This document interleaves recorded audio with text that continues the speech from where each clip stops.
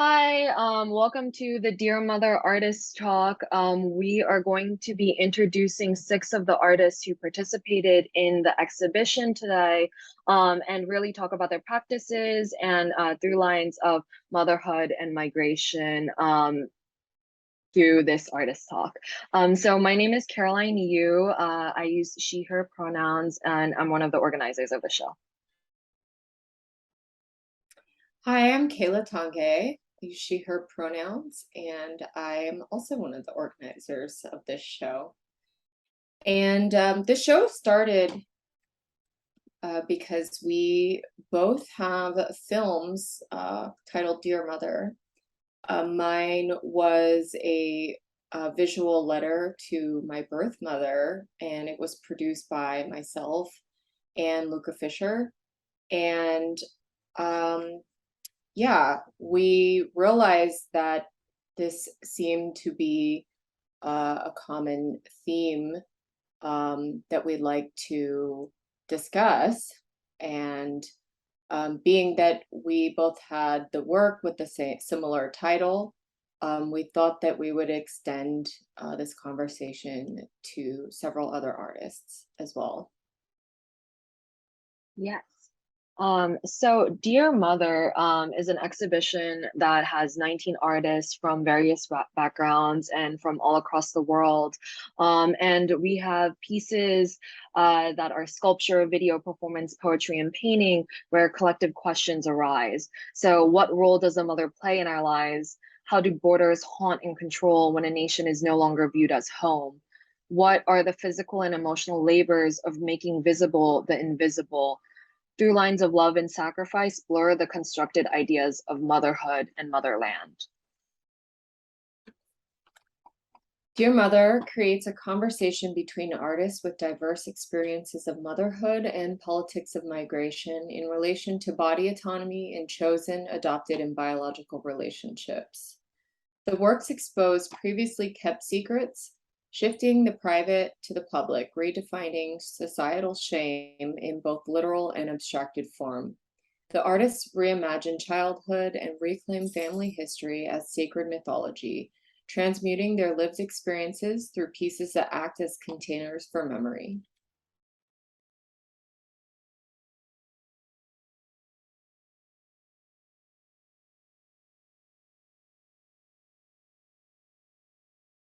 So happy to have you all as part of the show. And let's start with Chuck. All right. Hi, my name is Chuck Hohng. My pronoun is he, him. And for this show, I actually brought in painting titled Ka Hua Man Ta Song. I was kind of debating, like, should I not even give like the Roman, I guess, characters so people can read it? Because if you really want to know what it, sounds like, you can Google it. But I decided I'll be better human being this time, so I actually gave the how to read kind of instruction. I usually make hanbok, which is traditional Korean clothes, or I work on teddy bears. So it's been kind of like soft sculpture, like clothing. That was my focus for the last few years. But this time I made a painting specifically for this show, and it's about I've been helping my housemates or my chosen family to raise children for the last more than 5 years. And it kind of brought me to the idea of like a parenthood, motherhood, and also I'm teaching them Korean, which is funny because they have zero Korean in their blood. So I thought about what's the motherland and how am I bringing my legacy to this seemingly unrelated next generations of human beings.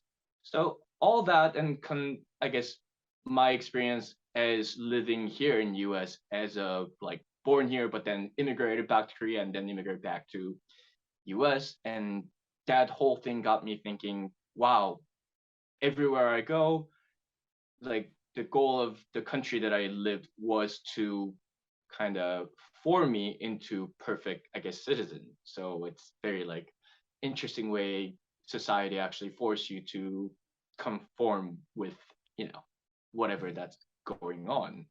whether you already have your background, I guess, culture or not. So that was my painting. Thank you so much, Chuck. It's a beautiful work, and I loved seeing the kids depicted with you. It's very sweet. Well, they're few kids. So sweet. Let's go to Nick now. Hi, I'm Nicole Rademacher. You can call me Nick. My pronouns are she, her. The piece that I have in the show is called Nesting. It's a series of 10 short videos. I do video work and community engagement work. And in my video work, I generally work with experimental documentaries. I've been pointing the camera outwards for many years. And in this series, I pointed the camera at myself and at my son, at my family. They're videos of, my son is now 8, but they're videos from 0 to I think maybe 3 or 4. And I wanted to look at intimacy and motherhood and our relationship. A lot of my work stems from my experience as an adoptee and my reunification with my biological family when I was 26, which is in 2004, which has been 18 years. It's been a really long time. And so that process, and so for me to kind of now look at my family and my blood family was something that I wanted to explore and investigate. I decided to show this for Dear Mother. I wanted to work a little bit. I made the work in 2021, so about almost a year ago now. But I wanted to show something a little bit different than what I've shown before and explore those themes in a different way. Can I show just a little glimpse of some of that work? Yeah, let's see it.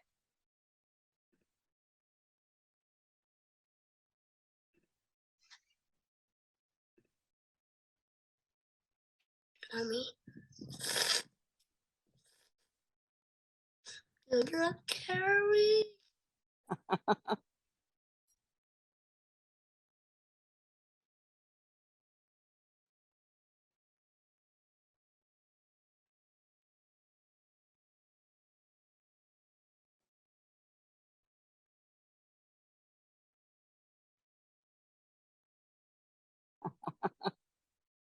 Cute.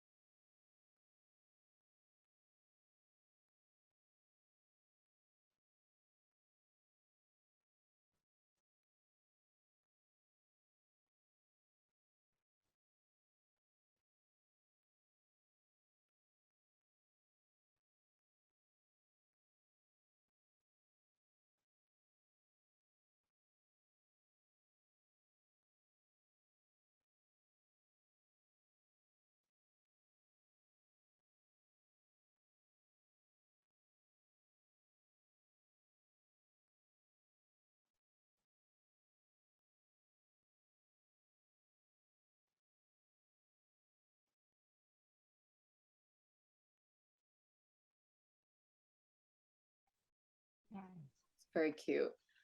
I loved seeing him interact with your video, the opening. Yeah, so some of it was shot with my phone, and some of it was shot with an old mini DV camera. Well, Thank you for sharing. Thank you. Let's go to Sheree. am I on? Can you hear me? You are on and we can hear you. Okay, good. I don't know. My experience of being a mother was fraught because I was sort of expected to have children. My mother told me that was my duty to have two children, like it was my duty to get married. So a lot of my early life until I was probably in my 30s, I was pretty conventional, but not happy. Um, Having children, I had two of them very close. They're only like a year and a half apart because I thought I don't want to spend my whole life raising children. I'll get them together like twins and I'll raise them like twins, which was difficult, but you know, I managed. But I was never like a conventional mother, and my own mother was certainly not a conventional mother either. The two photographs that are in the show really show that. The first one was on my wedding day, Wedding Bell Blues, and it was very conventional wedding. Everything was conventional. But later on, when I got a computer, I started manipulating the images with some program. I don't even know what the program was now, but I manipulated it to show that even though on the surface we were just a normal, heterosexual Jewish family kind of thing, in our hearts, we weren't that way. She was sort of demonic, and I was definitely not your typical Jewish housewife or mother for sure. And I think that picture, which was dated, I think I did it sometime, I don't remember when, maybe it was in the 80s sometime, you know. But I think it really psychologically shows the relationship of what's on the surface and what may be lurking underneath. But even though I didn't get along with my mother, we never had a rift. I mean, it wasn't that we never stopped talking. And her last years or so, I was very there almost every week with her, taking care of her. And by that point, I was photographing everything. And so I felt I needed to photograph her on her deathbed. And so I think the image is very stark. It's not meant to be pretty, it's just what it was. And I think it just sort of shows maybe my conflicted feelings about motherhood, my own motherhood, and being a daughter as well. Not an easy, you know, even though you think it would be easy because I wasn't adopted, there wasn't anything like that, but there was still a lot of discomfort in the relationship. Yeah, I think the way you distorted that image was definitely some of your internal feelings, and I know that those pieces are works you did during that was your part of your MFA thesis at Right. University of Irvine. Yeah, well, I did a lot of work about my mother because it was such a troubled, she was somebody who I felt had to get married. They were married in the late 30s, and in those days, if you were a Jewish woman and you weren't married by 25, you were considered, an old maid, which was the worst designation. And of course, I felt the same way, that if I wasn't married by the time I was 21, I was going to be a failure. So it's a lot of expectations of what you're supposed to be if you're a woman, especially if you're a Jewish woman. The idea of you have to have children because of the Holocaust. I mean, how much guilt does that put on, a young woman? I felt it was my duty to have children, and I never really thought about it. Do I really want to be a mother? That never really, I never really addressed that. Much later, of course, I addressed that, but not at the time. Not at the time at all. And now, of course, I have two children who are middle-aged children, 51, 52 and 53, and I have two grandchildren, two granddaughters. So it's very confusing, really. And I'm not typical, so it's hard for them to relate to me because I'm not the typical grandma, you know? So I'm as much of a misfit as anybody else, even though you wouldn't, think so, right? Because there's, you know, but I am, and I embrace that. And I think, I don't know what I think both my children, I think are a little fed up with me. I think I've lived too long, actually. They were very good when I had my heart attack 3 years ago, but then I recovered. So now they don't know exactly what to do with me. Well, thankfully But listen, you have a lot of chosen family I love out my in the chosen world. family. My chosen family means everything to me because I really am a maternal. I mean, I'm physically a maternal person, and emotionally, I love to see my chosen family do well. That makes me, it's a Jewish word. What's the nachas? It's a Jewish word, nachas. It means pleasure from your children. Your children will give you nachas. So I get that from my chosen family as much as I've ever gotten from my biological family. Well, you are loved very much. So we're gonna ask some questions if any of you want to answer. Sure. One of the questions was, I know some, Chuck's piece is a new work and Nick's is working with, video of a king tune from 0 to 3, and Sheree, your work was made when you were doing your MFA. So one of the questions is, what is the process of making your piece for you, and how, whoever this relates to, how does it feel coming back to this piece after many years?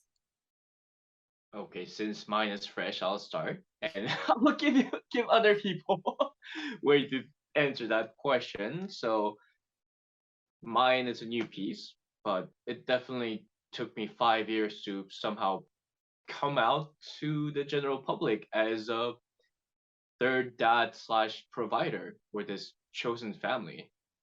So I've always been collecting like the symbols from different, like, I guess, religions or different cultures and have them put together to tell my story. But this particular series of work that I started working on thanks to Dear Mother, I was really hesitant. So, like, it's unconventional enough in my head, like, to be a gay person and then like claim that I am the person who has no biological attached with these children and claim oneself as like parental figure was beautiful but really strange. And I wanted to convey that feeling of like, listen, this is not, a typical, I guess, family structure, at least now in this age, but I really feel like I feel most powerful when I'm knowing that I am raising these children. I'm not sure how it makes sense in my head, but it, as an artist, yes, like making art definitely makes me feel taller. I'm like, like this is what I do. It's similar but completely different feeling, like watching these children grow as dad number 3 or like fun weird uncle, like makes me feel heavier, like more, I have more weight to the world. So I also wanted to kind of like have that as part of it. And now looking back at the painting that I finally finished, then I could definitely feel like, oh yeah, like I am definitely feeling loved in this, situation that I'm living through as well. So that is also the part that I wanted, like that also encouraged me to kind of start talking about where I am as a adult, as a uncle slash nanny slash grandma slash dad. So in a way, yes, it did actually take 5 years to make that. So Yeah, I don't know, like, people ask because I used to like walk the babies and people be like, oh my god, beautiful babies, where's mother? I'm like, I was so close to tell people like these are the last thing that I did as a woman. like confuse the fuck out of everyone who's asking questions and just like walk away with two babies. But you know, it feels like it took me 5 years to finally say, yeah, you know what? Yeah, I am as much of a dad as their biological dads. So You are waking up at 3 in the morning, feeding them. yeah. It's so it's very beautiful to hear you talk about them. Coming Yeah, well, back. I didn't that those things have been in my closet, and Luka, who's wonderful. Luka is my daughter. Like you're my Luka daughter. is your Luka is my daughter. daughter. It's For amazing. sure. You both are my daughters so much. So Luka found them somewhere in my house somewhere and said, "Oh, we're having this show. You know, let's put them in there." And you know, I'm not, especially, you know, the last few years, I don't really relate that much to all the photography. I used to photograph everything, Kayla. There wasn't anything I didn't photograph. I mean, really. And I photographed Bob Flanagan for 16 years, almost everything he ever did. I never was without a camera in my hand. And so I'm glad now that I did that. So I think there are records of what was going on, and so it's not just lost in the ether. You know, there's something concrete that's there. Hard for me to really even remember how I felt like on my wedding day. It's hard for me to remember. I do remember how I felt when my mother passed. I remember that, and a year later, or less than a year later, Bob passed, and I also photographed him when he was dead. So there's something about that feeling of wanting to hold on to an image that I think is important for me. Because at this point, I forget everything. But when I see an image, then it brings me back to it. And I think that's the sort of the beauty of photography, is that it does that. It brings up memories that maybe you have forgotten. But there it is in concrete. Yes, I really did get married. Yes, my mother really did die, because those are the concrete examples of it. Nick? Yeah, I can speak to this. So the work that I submitted, so it started when my son was 0, he's now 8. I started working on it a few years ago and officially completed it in 2021. So it took years, I think, like everybody here. It took years. It took years of for me sitting with the footage and really reflecting on what it is to be a mom. And not, I mean, if you go through it's only 6 minutes for the 10 videos, and if you go through 10 of them, I'm not negating the joy, but I'm also showing kind of like the pain and the frustration and the things that a lot of moms don't want to talk about. But then there are moms that only want to talk about the pain and frustration. So I'm kind of like this, I guess I'm just happy medium at this point, where I want to kind of show it, at least for me, how it has been so far, how it was then. And yeah, it was just a reflection on thoughts and feelings. Yeah, I think it's kind of interesting that all 3 of you act and live out as mothers and mother figures to your children and to many others. And I think it is interesting that all 3 of you do talk about all of the aspects of it, it both in your work and just in conversations that I've had with all of you, that it's not always a fantasy of what motherhood is, and that it's hard and you're tired and it's a thankless job. So I do think that that's kind of a interesting through line for all of your life work. But they're really cute, and I think cute because I think if the kids are young, there are these really cute joys in it too, right? When the kids are young. there's joys in it in general, but I think when they're little, it's easier to say, "Oh, that's so cute. Oh, I like that." I mean, I think that's why completely like if I read back to like what I jot down when the kids were born and they're twins, and somehow we asked their grandparents like what's the right way to feed them. I think they told their biological dads like, oh, you have to feed them every 2 hours for like. Yeah. So we would actually like wake the babies up every 2 hours, feeding it because they're like tiny because they were twins, so they were born like a month early, so they're literally like size of my forearm, and we're waking these tiny things up, feeding it like almost force feeding it, and feeding takes about 30 minutes or like 5 cc or something, and then like burp them, that's another 30 minutes. Put them to bed 2 hours after an hour. Then we wake them up like after 1 hour of them sleeping and then like feeding them again. And we told that to their like first year or something, we told that to the doctor, and doctor's like, what the hell are you doing? They will wake up when they're hungry and they will voice their like hunger through crying. So like just let them sleep. And we're like dumbfounded coming back to think of it, like think of those days. Like I don't think about those like how hard it was. At the moment I was actually working 3 jobs. So I would like work for after school, and then I would work for retail, and then I was running the gallery.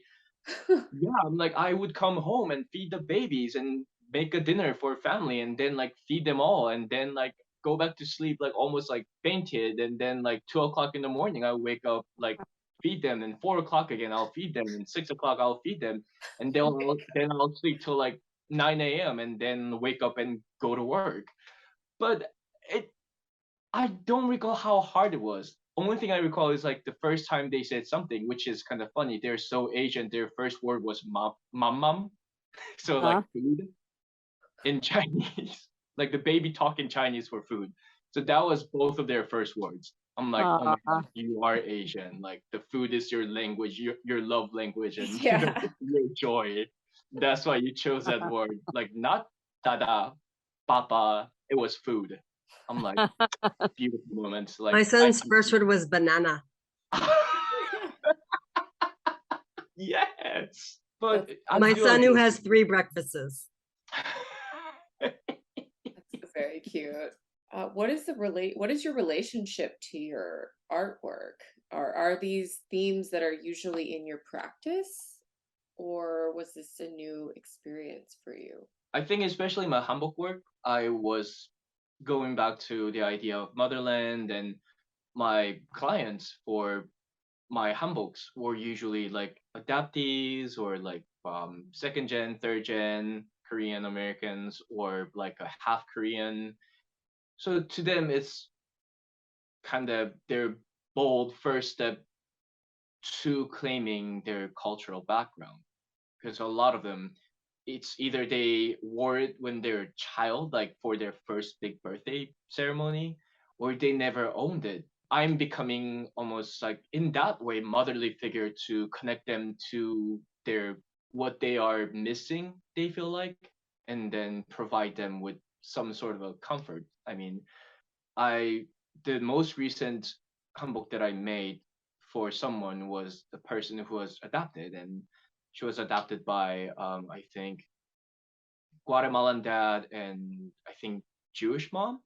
So they were very into like giving her the best education, and she went to like Sunday school to learn Korean, and she didn't really feel like she belonged anywhere. And of course the dad and mom, I think, tried their best to like introduce her to like what the Korea is, or the concept of it, or the culture. But like it, of course it's going to be hard. So as a as she is graduating from college, she wanted to give herself a gift of, I guess, reclaiming who she is, at least in a biological sense. And then I was making it for her, and we had this honestly heartbreaking conversation. So why am I always crying while I'm doing this? Like this is my third time crying in front of the camera. Okay, okay. So it was the trace is always there, but I would not really talk too much about the direct motherhood part or the parenthood part. So this was a work that I think I'm kind of delving into, like more of a parenthood of my own rather than connecting some other people's experience and then turned it into something like, functional and wearable. So I think this was definitely a challenge for me. So you're like publicly claiming motherhood. And I know I'm not a mother, but when I talk to the children, I actually use really old school, like Korean, like almost like female form, like a grandma language. So But somehow, I think this show does challenge a lot of, what is a mother and Mhm. like what Mhm, mhm, roles, who do we call a mother? Like what's a motherland if you didn't grow Mhm. up? That's what was so fascinating, when we started to put the show together and seeing all the work that was coming in, because we didn't really know everything that was coming in, but then seeing it and then kind of seeing everyone's interpretation of motherhood, Mhm. to say that you are a mother figure is like absolutely true. thankful that I didn't have to carry the child because that's something pretty.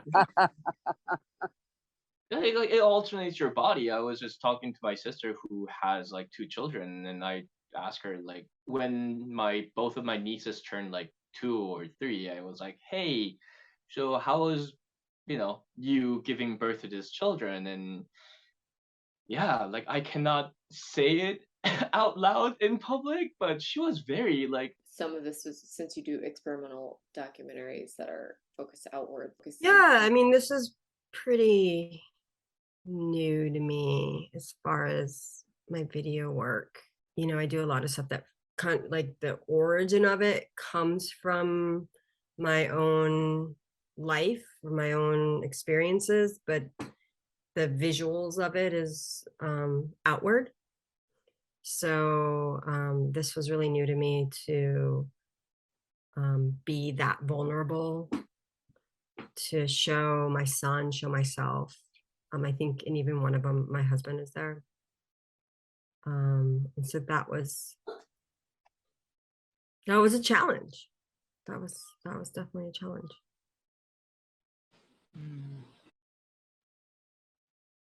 Yeah, I think it's a lot of the work is, I think that is vulnerable to show your own family, and I actually, all of you are depicting your family members in your work, which is, not always easy to do that and put that on display. And how did that feel for Well, you, Jerri? well, before when I was still married, I was photographing my children just endlessly. And we went to Europe for a year and I photographed them every single day. And I don't even know where half of those photographs are, unfortunately. I wasn't thinking of myself as an artist. I had an urge to document, I just did. I wanted to just, maybe because my memory is so bad.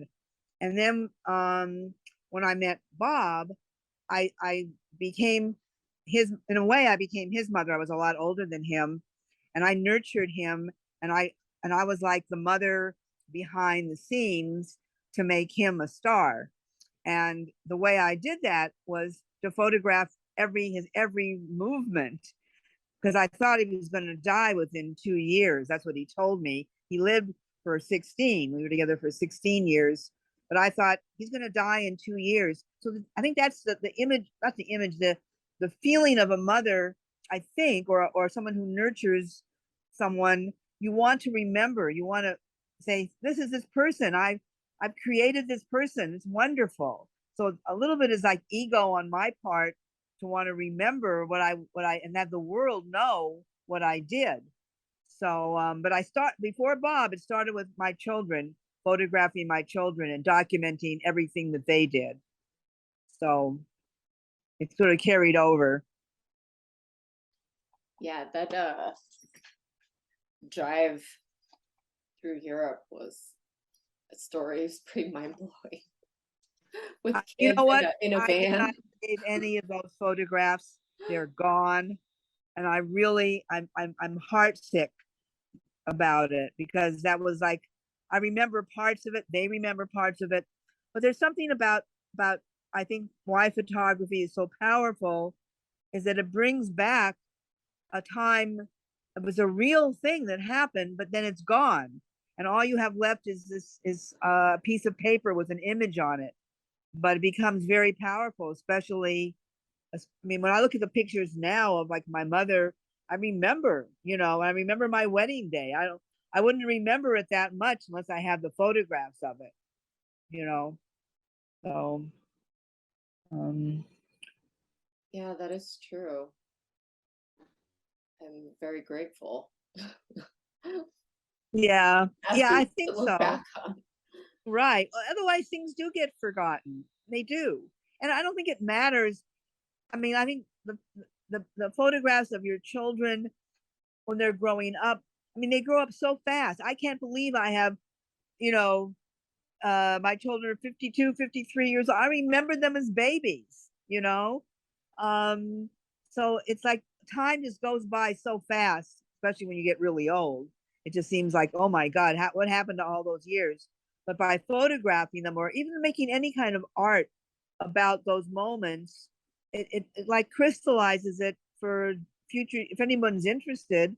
I mean, I love looking at old photographs. I mean, I really do. I find them fascinating. Not only my own, but anybody's really.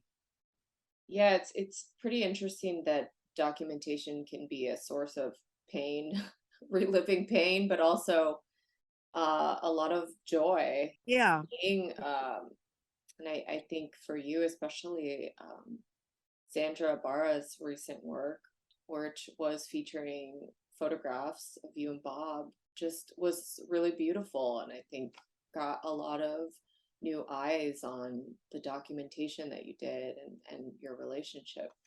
So I think, in a way, it's really amazing that, those images exist. Doesn't seem like, doesn't seem like it was me though. It seems like who was that person? Really? Even like looking at the pictures of my mother dead or my mother on my wedding day. I know it was me. I mean, they're not doctored photographs; they're real. But there's a sense that time is just sort of like it's so ephemeral. I mean, this time just isn't solid, especially now that I'm going to be 81 years old in a That's month. very exciting. Weird. Let In me a tell you. year since your 80th birthday. I, I know. Oh, it's weird. Let me tell you. Getting old is so weird. I explain it to you. Really. But your show is the show, Kayla. Just thank you for putting it together because it's something that really is so everyone experience. Everyone has a mother, and everyone has Well, even either if it's not a great situation. doesn't matter. That doesn't matter. But and yet and that's something you do have to honor the person who actually did alter their body for you. Really, I think there's something you have to honor that. I think that's even if they were not a very good person, doesn't matter. You were here because of that person. They chose you one way or the other. I, Right. and your show, I think, honors that. So I'm really thrilled to be part of it, sweetheart. Well, Really. thank you. It was a lot of, a labor of love between Caroline and I, and just a lot of conversations. And, I think we have such a deep respect for you all and love you as friends and artists. And just what's next for you all? Do you have anything coming up that, you want to share or you're excited about, or maybe you realize something that you want to do in your practice or not want to do? I have a group show that's coming up at the Wignall Museum in Rancho Cucamonga. Cool. It's called Home Exhibition or Home Edition. It opens in September, so I know it's a drive for those of us in LA, but I'll be showing new collage work about the grief in the loss of adoption. And in particular in my adoption and my reunion with my biological family. So I'm Cool. really, yeah, I'm excited about these. And then I'm also trying to figure out how to start some new work. There was a comment that my adoptive mother said to me in February that really hurt me. And so it's February and this is August. Still working through Ruminating over it. No. that work's gonna be really good. Yeah, and we'll figure out where it goes. Anyone else? Yeah, I'm trying to write my autobiography, but it's slow coming. I'm not that good with words or writing down anyway. But that's what I want to do. I can't wait. That's gonna be a juicy bedside table read with popcorn. Could be. It could be. Yes. My journey was interesting. Yes. I think I'm gonna continue delve more into paintings now. It's, I mean, I think I told people already, especially like people who are in the show with me. I said, without being in the school and stressing out about like, oh my god, like what am I gonna show for crit and all that, like without that, painting is actually fun. Like I just have now ideas of like, oh, okay, so like this is the, style that I like, and this is a color that I'm choosing, and this is the materials that I'm using, because I already have these things, so I'm just gonna make paintings until I run out of these things. And I'm slowly planning things, and I started working on my second painting of the same series. So it's gonna feature the biological dads of those children, and some like a local like animals slash like plants and all that. So I'm super excited.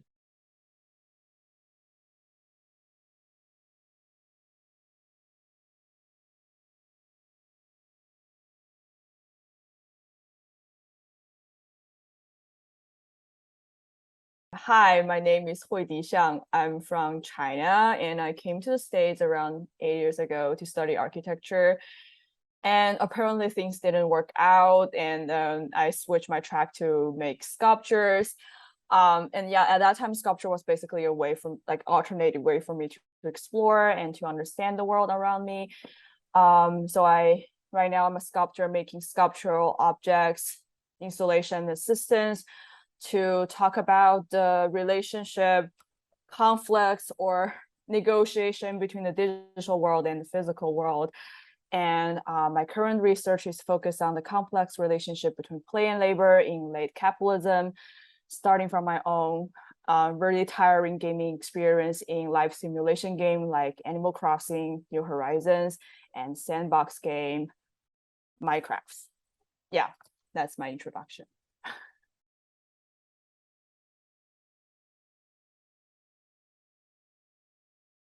Wow. So also you, Caroline, you flatter me about my long resume, but I am looking to, this is like passing the baton and looking to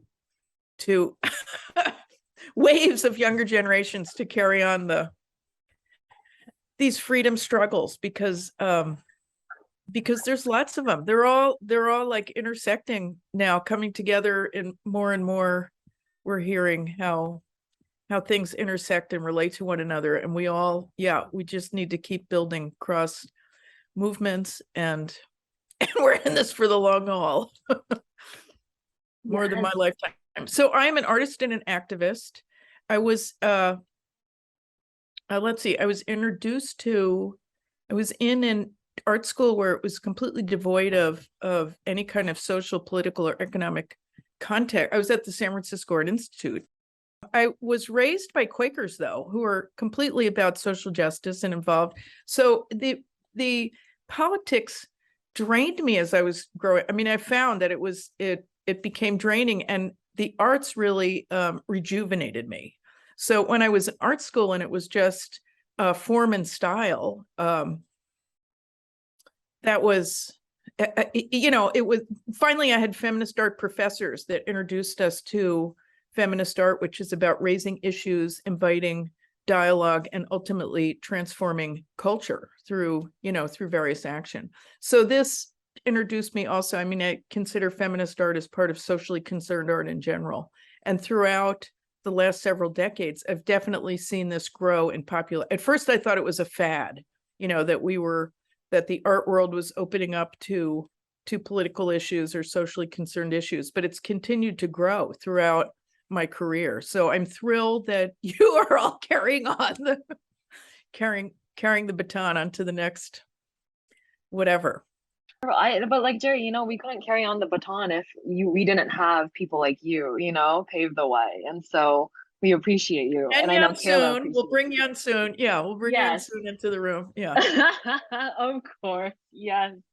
Yeah. So let me just put a PS. So I draw on any medium that makes sense depending on what the project is. So I guess I'm an interdisciplinary and multidisciplinary artist and socially concerned, social practice artist, public practice, and have also done a lot of performance, but mostly new genres. Printed things, zines, publications, artist books, performance, video, audio, like that. Like I said, it would take me years to read your whole CV. It would take me years. That was wonderful. Okay. Wednesday, do you want to introduce yourself? Sure. Hi, this is Wednesday, and I am super introvert human and currently based out of Lompoc, California. And I lived in North Dakota and Alaska, and originally from Seoul, Korea. I consider myself as an interdisciplinary artist, and I am also co-founder of Deformer. Deformer is an artist-run online platform dedicated to promoting critical conversations in contemporary art. And my work is informed by personal experiences and human psychology. My work drives imagery from nightmares, intrusive thoughts, and childhood trauma. Furthermore, it portrays the absurdity of information-saturated contemporary life in a surrealist fashion, wordplay, Wikipedia, voyeurism, and witticism. Okay. That's fantastic. Do you want to, Wednesday, now that we're like sort of spotlighting you, do you want to maybe talk about the piece in your show a little bit and how it relates to themes of either motherhood, motherland, or a migration? Okay. So I am showing a print called "The Deprived Sleepwalkers" in the Dear Mother show. The full version includes 4 short videos of performers and a 3D animation. And it is based on my experiences with postpartum depression, which I suffered from. Also the stories from the performers. As I am still on the recovery journey, I sometimes feel anxious, nervous, and mad. So the piece is all about the motherhood. And the idea developed during my residency at the White House, Dagenham, UK, as part of the Procreate Project Mother Art Prize residency. And it was 2019. And how it began was it began with the meeting some local mothers on a blind date during my residency there. So we never met each other before, but we were like sharing each other's motherhood, and they became my performers for the green screen. And the print is mixed with real performers and 3D elements together. And I was a bit like on and off to finish this work more than other project, so it took a long time to finish it. And as I talk about, it's based on my experience with postpartum depression, the motherhood. I can say I was mostly focused on the dark side of motherhood. But of course, there's some bright side, just not in my work. Well, it's really funny that you say that because I think, like, I know your work really well, but I think the work in the show actually has very, like, it can be seen as hopeful sometimes, even though I know that might not have been your intent, because it does create like this utopia, like what the print itself is sort of this utopic, um, like all of these different mothers, right? And they're sort of, as they're dealing with postpartum depression. And it sort of feels like, maybe you can't get to that utopia, which is what it's about, because of postpartum depression. But it's really interesting that you talk about the darkness of it because the print itself, I think, has a very humorous side to it. Yeah. Yeah, that's my Sorry. way of saying I enjoy your work. Thank you. Okay, moving on, either Huidi or Jerri, would you like to talk a little bit about the work in the show and how it relates to themes of motherhood, motherland, or migration? I can talk.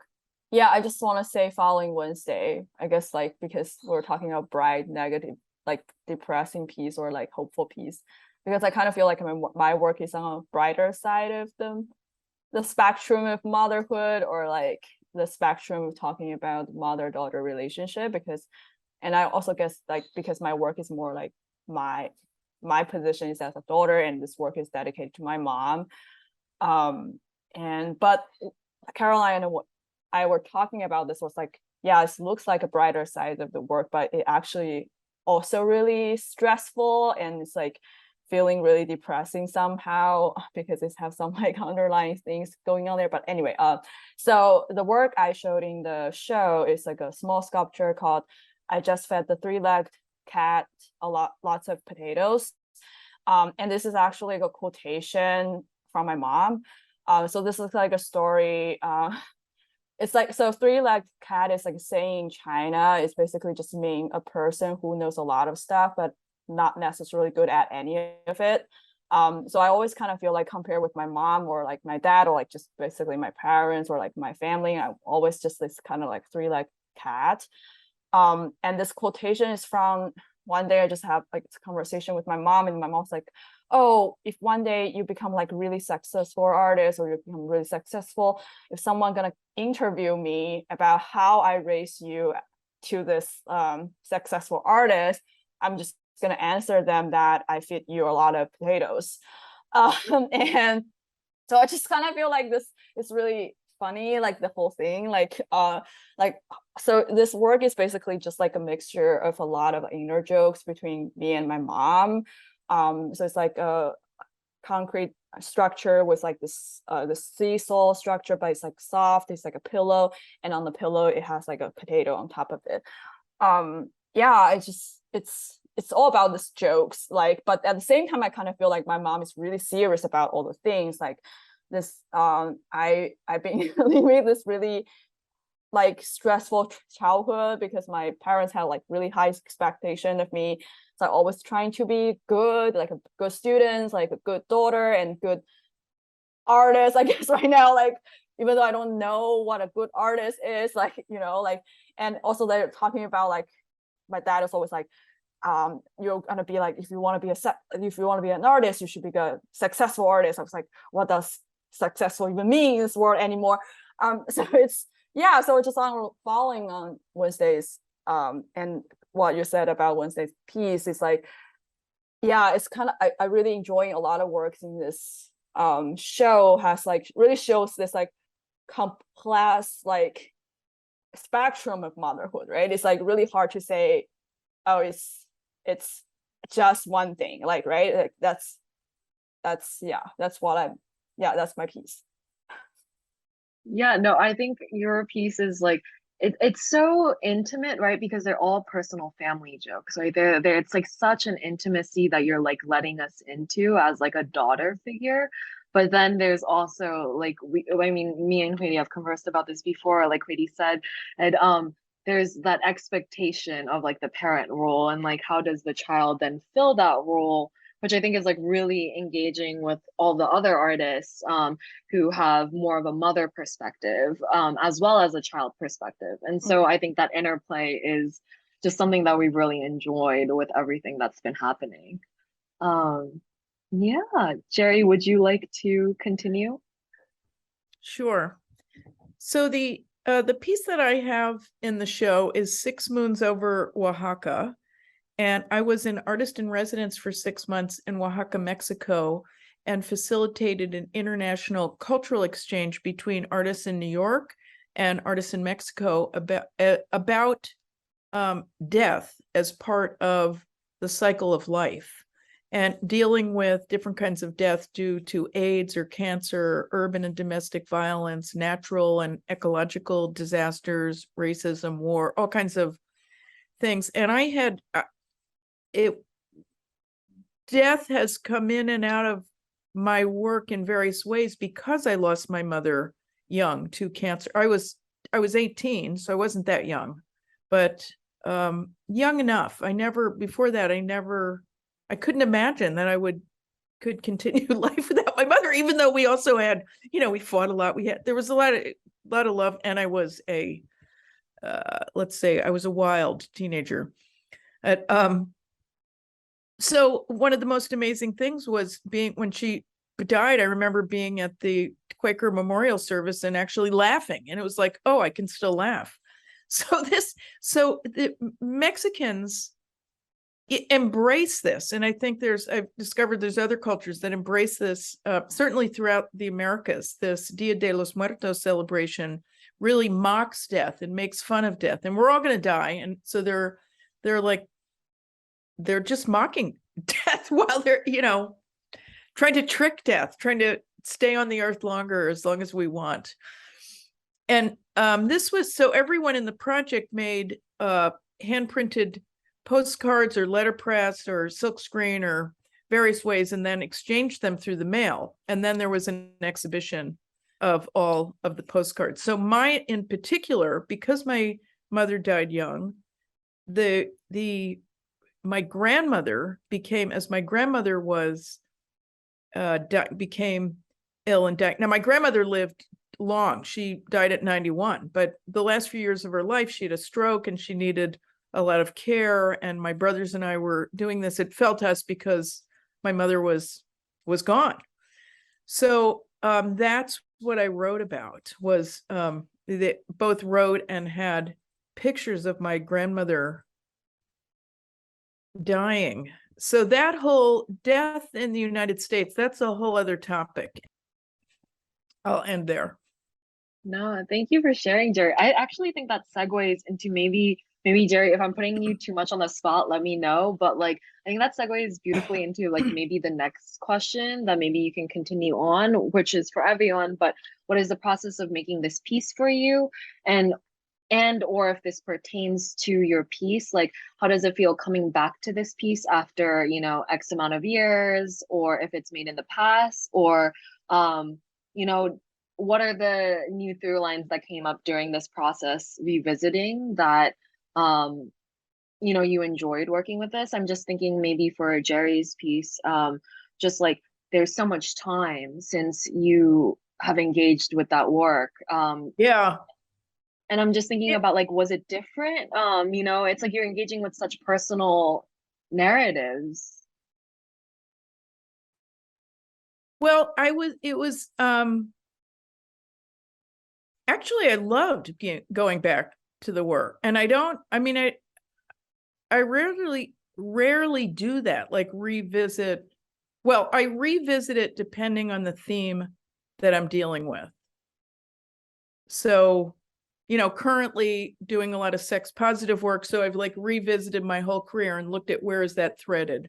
So this piece, so this idea of motherland, like Spain being a motherland, even though it's so brutal, because I also have a Jewish wing in my family, and the Inquisition in Spain. I actually have a book from an exhibition about the torture instruments of the Inquisition, and they were completely brutal. And you read these stories I've read some of the explorer stories when they hit Mexico, and their whole thing was we're we're in the right.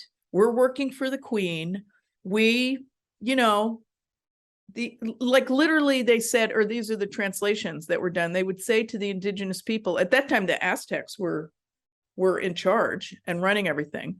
And they would say, you know, we're coming here to take your gold and your lands, and this can be peaceful, or, you know, we can get into war. So of course the indigenous people like fought for their land. I mean, it was unbelievable. They're just assuming like we're here, we're the better culture, we're going to take over. So just thinking about that stuff is really incredible to me, that mindset has been in the world. And it's not just Europe. The more I learn about history, power seems to be, so this idea of motherland and having and being nationalistic about your country, but power run amok seems to contribute to these ongoing traumas that so that we're all, you know, so many people are experiencing these traumas of empire. 100%. I mean, Kayla and I, we were in dialogue with everybody in the show, right? But we didn't necessarily know what people were bringing, especially if people were refabricating their piece or bringing something new. And it was actually eerie because we didn't expect there to be so much empire work or so much military work engaging with the military. And it was actually something that, like, I knew Kayla and I were engaging in our own personal practices, but that wasn't something that came up. And then we got all the work and we were like, okay, like we're all dealing with these powers that define what motherland and motherhood and migration is. But I think a lot of us are questioning who is defining these definitions, you know, exactly. Who is, yeah. Okay. So Huidi, I know you talked a little bit about the process of making this piece for you, like already, but I don't know, have you, like, I know maybe this is a point in question, but I know a lot of your work, right, deals with using child play and play to really think about larger notions of power.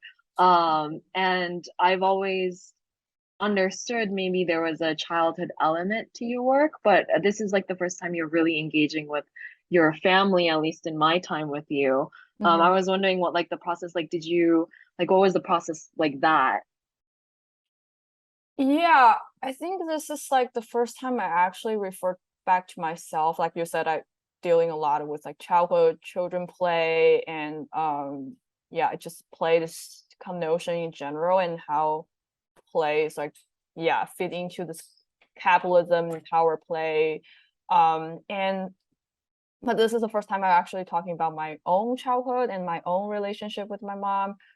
But I've been like really taking notes on all the conversation I have with my mom for a really long time, because I didn't mention that, but my mom is also an artist, and but she's doing totally different art. She's not in contemporary art, so to speak. She's doing all this traditional Chinese ink painting. So we don't talk about art at all, like in our conversation. We're like really supportive to each other. But we never talk about art because she doesn't understand my art and I don't necessarily understand her art.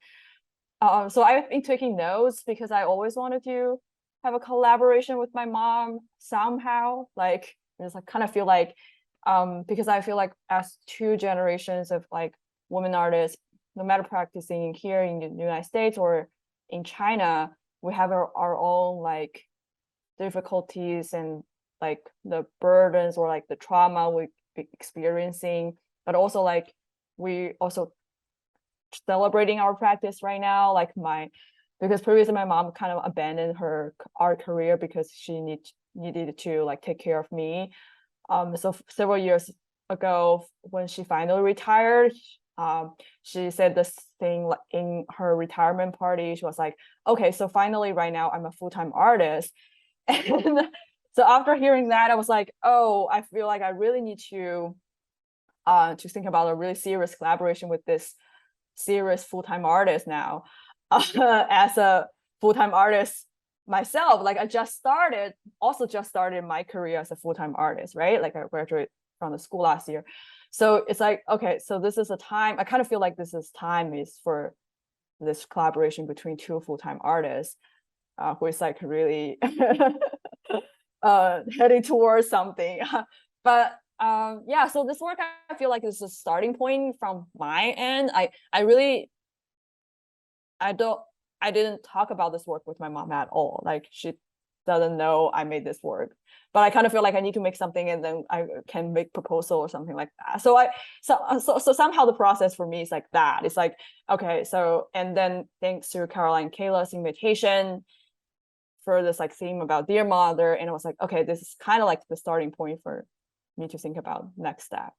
I don't know whether that answers the questions about process, but this is like my thinking process of me making this work and kind of thinking about this work. Yeah, in a way, like their piece, from like what I'm hearing, sounds like it was like your dear mother letter, right? It's like the beginning of writing this letter to your mom. And in ways also it being sort of like a grant process. Like it's like similarly to a letter and also like a proposal, right? It's Yeah. like, yeah, exactly. Try to get this artist to work with me. It's really hard. well, only best wishes for you and this other full-time artist collaboration. Yes. Okay, so the next question is sort of like anyone, and I know we've sort of already talked around this, so if there's something new, you can engage. If not, that's totally fine. Are these usually themes that are in your practice, or was this sort of a new experience for you?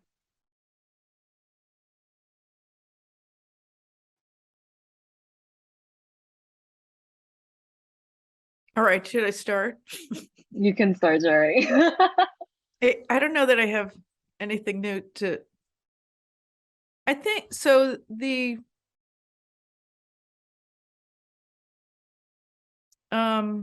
Have they been? So I did a piece about death and madness. My grandmother also had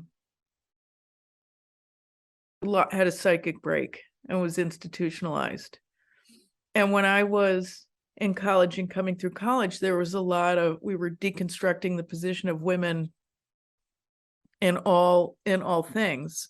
And there was just this high rate of women in this culture in the United States in the 50s who landed in mental institutions.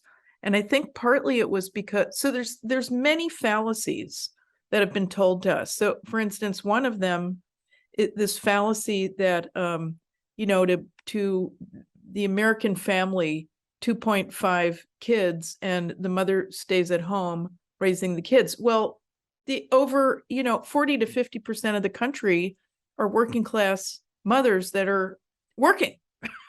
They're not staying home with the kids. So there's all kinds of issues around that. And then the ones that were maybe, quote, lucky and were just supposed to be home with the kids and serve the husband and do everything for the home and the husband, there's a certain percentage of those that lost their mind. So I did a whole piece about that.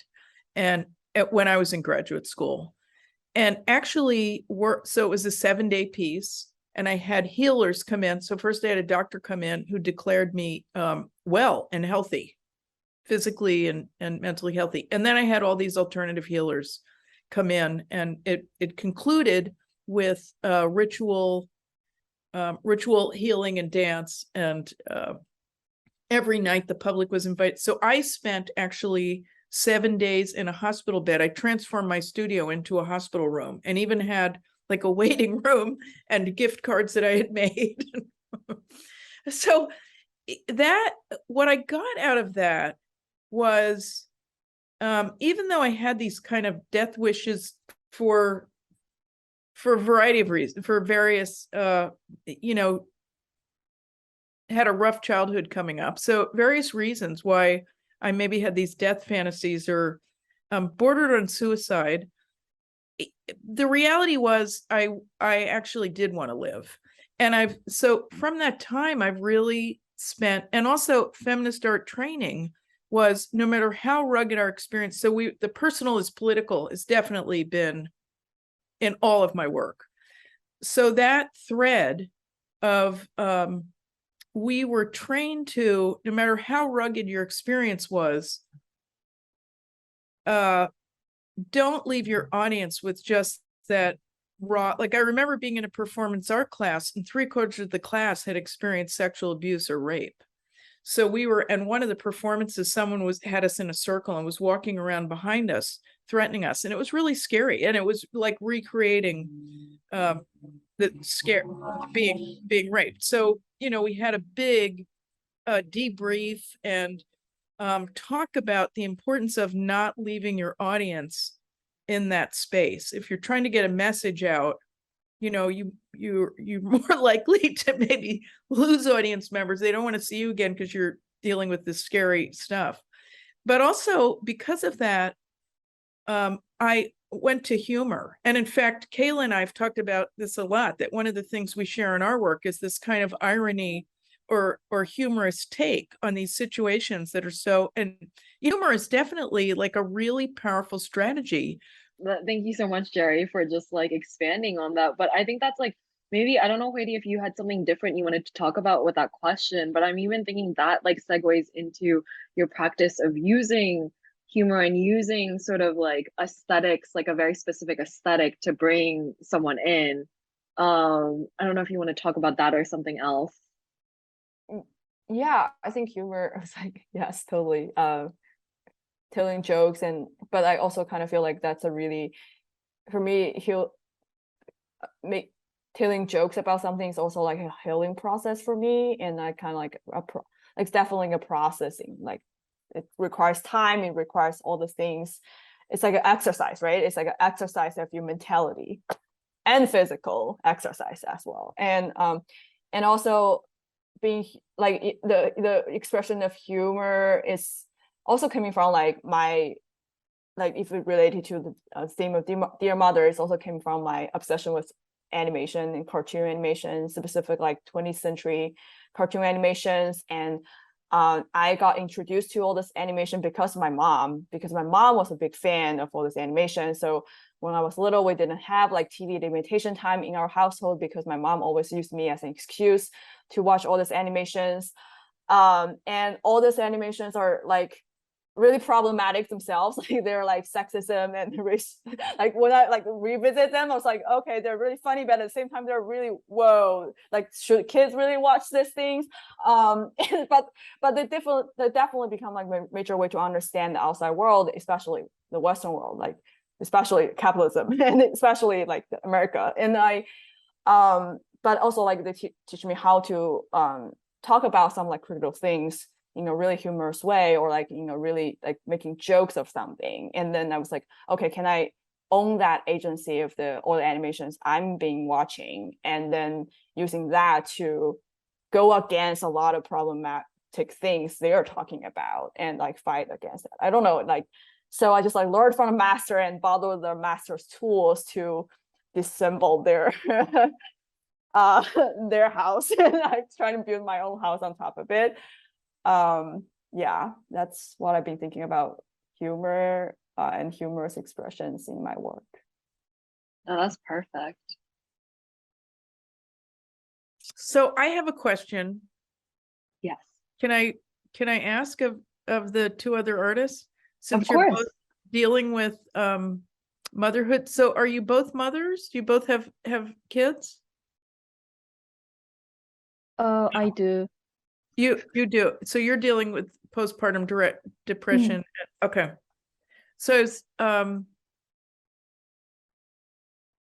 curious if because again, in the 50s, in the United States culture, this idea of the motherhood, but clearly mothers who were going mad or committing suicide were feeling unfulfilled. And part of that is also lack of recognition of what mothers do. It's a phenomenally important job, and yet we're still fighting. There's an international movement of wages for housework, which hasn't happened, and we haven't even, gotten to wages for mothers. But I'm wondering if part of, and forgive me if this is too personal and you don't want to answer, but for both of you, do you think about this, that you'll I don't know, that there's not room for being a mother and being an artist? Like, are you concerned about that taking over? So you have, you've mentioned that you just talked about how your mother mentioned that. So clearly that's on your mind. Yeah, I'm another mom, but I kind of feel like I also experienced, like, I cannot say like I experienced that with my mom, like, but I kind of like a witness of that suffering you mentioned, of her being a mom and being an artist, and then she had to sort of abandon her career in order to take care of me, while my dad can chase after his dream to do whatever he wants. No, I respect my dad. He's a good father, but in a way, I feel like I experienced all this like suffering and trauma from another perspective, and I, in this household, like being with my mom, and I can feel that, like my, and how she has to be mentally and physically holding this structure for me, like yeah, and I feel like that's I don't know, that's really, I'm still needing a lot of time to process that, even just as the witness of that. So I cannot imagine how much my mother has been through, but I'm really happy for her, because after all this, she like still, like, she gets up every day at like 5 o'clock to like practice calligraphy and paintings, because, you know, like for Chinese art, it's like, it's more like a philosophy, like you keep like copying, keep doing this thing over and over again until you reach that point of like the height of your philosophy. So like my mom for like past like 10 years gets up every day at 5 o'clock and then practice calligraphy and then go to her job. Yeah, and so she's also just set such a model for me in a way. I guess like right now I'm being an artist, I feel like it's really hard to be an artist, but then after seeing her, I feel like, oh, I have this like kind of empowerment like in my practice as well, even though we're totally doing totally different things. But I just, so it's like both sides. Like on the one hand, it was like, it's really sad, it's like suffer, I can totally tell that, but it's madness, it's like anger, it's all the things. But on the other side, I feel like due to all her work, the next generation of artists are like me are growing because of this love and care.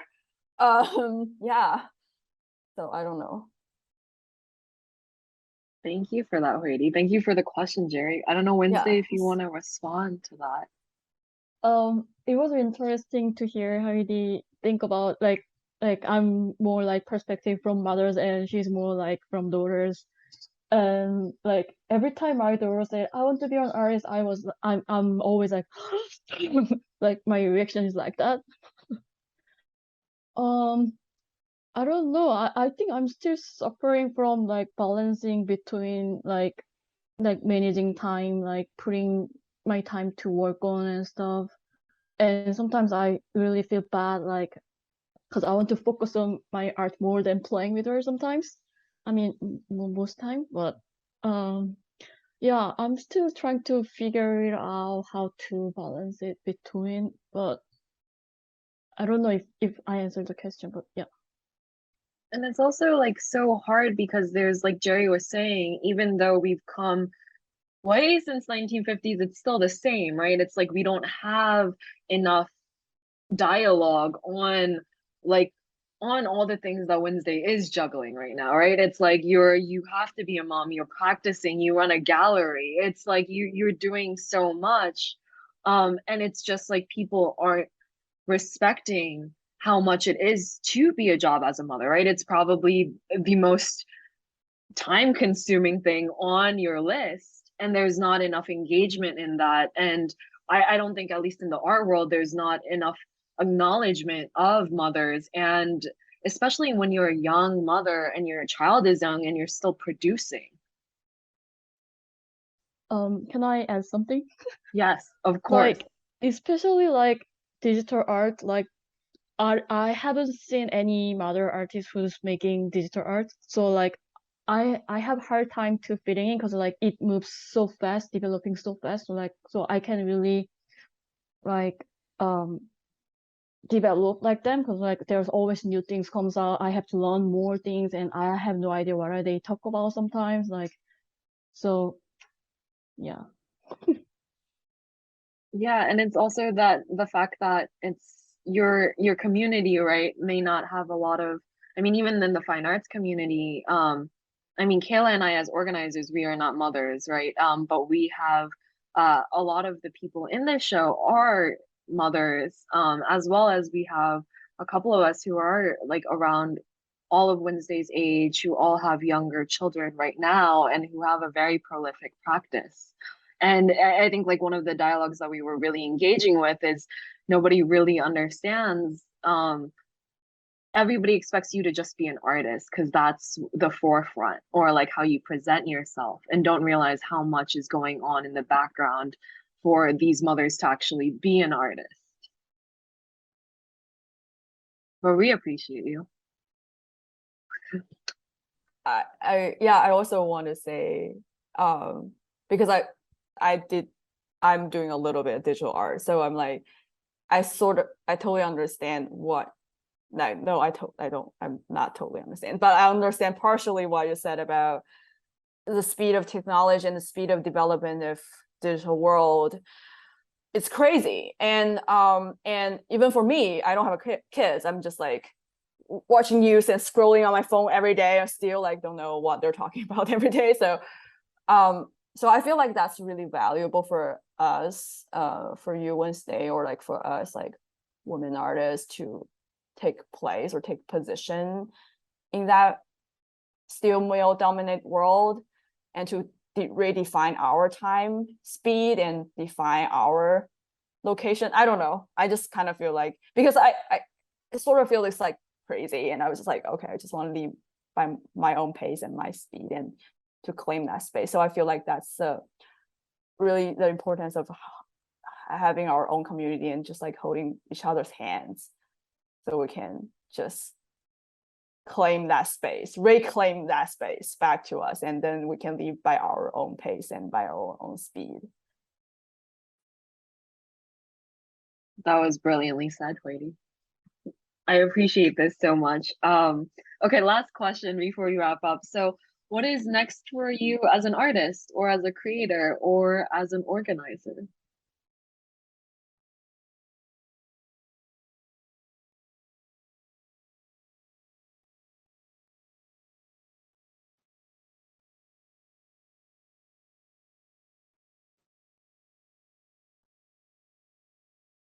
I'm not gonna lie, I have done so much Zoom school. I know how to wait things out, and I will wait things out. I will.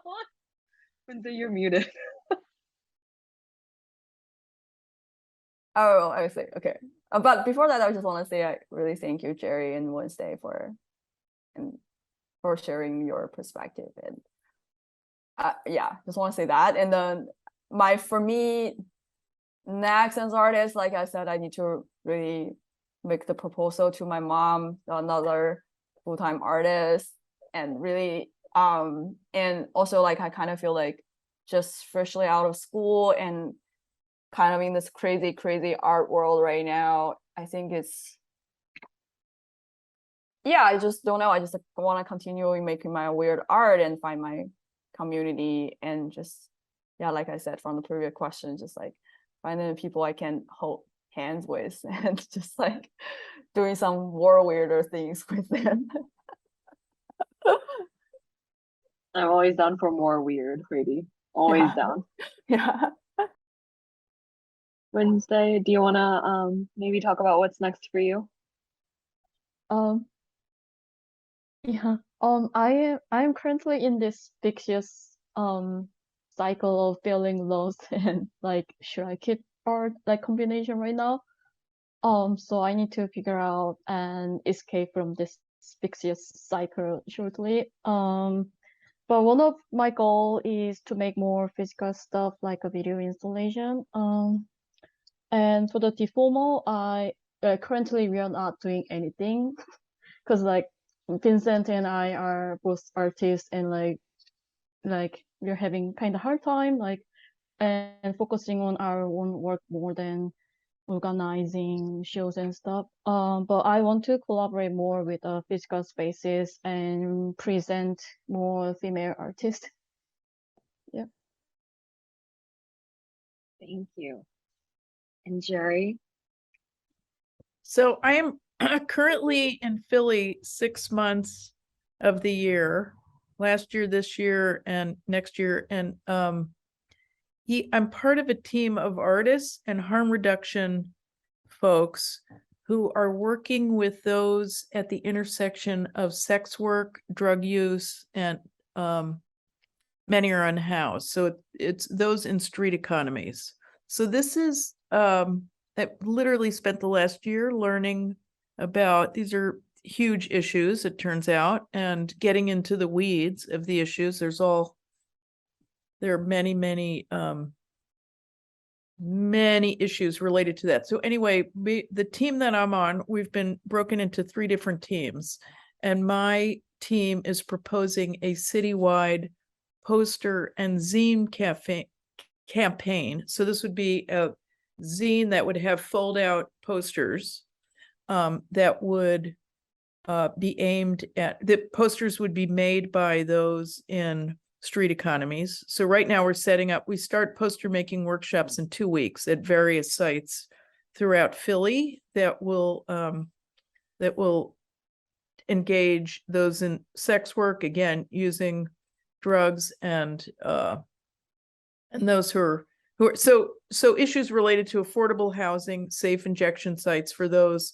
There's a whole issue around drug use that doctors have stopped giving paid medication because it gets conflated with those who just, you know, who perhaps use drugs all the time, like heroin addicts or whatever. But many people we've learned have been driven to illegal street drugs because there's a lack of understanding about managing chronic pain, like lifetime chronic pain, and of course labor issues and safe working environments for those in sex work.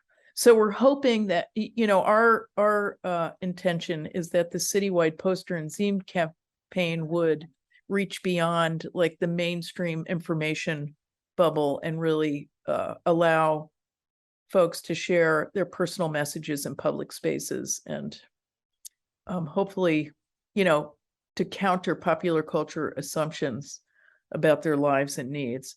And we're also proposing and working on a sit-down catered event, some kind of meal sharing, breaking bread together with those in street economies and organizers and city government officials to move the needle in that conversation a little bit closer to tolerance and understanding, and hopefully decriminalize sex work and drug use. That sounds like a brilliant project. That's a lot of labor, and thank you for doing all of that. I'm sure it's time consuming, but it's for an amazing cause, and those voices need to be heard.